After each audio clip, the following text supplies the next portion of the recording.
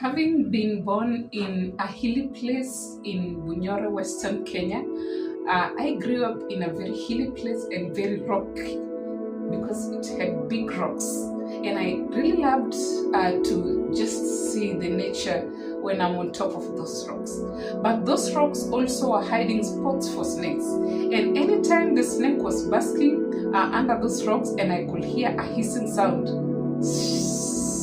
that is the exact time for Brenda Kaunda to run. Now, anytime I could hear a hissing sound, I know a snake is just near this spot and I have to hide and run and hide because it can strike me. That's the exact principle I used when I was a baby Christian. Anytime I enter into a church and a pastor is making a hissing sound, and then that pastor makes his congregant believe that he's casting out demon, he's preaching or is healing using the sound, I cannot stay there.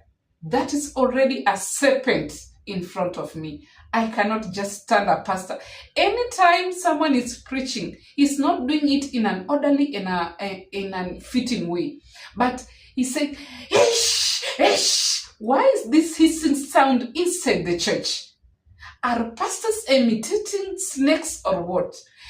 Does your pastor does the hissing sound in the church in the name of casting out demons, in the name of healing, in the name of teaching and preaching? No, you can just talk the same way I'm talking and someone will get the message and he will be delivered or she will be delivered from the demons that have been tormenting him or her. Thank you so much and be blessed. Like, share, and subscribe.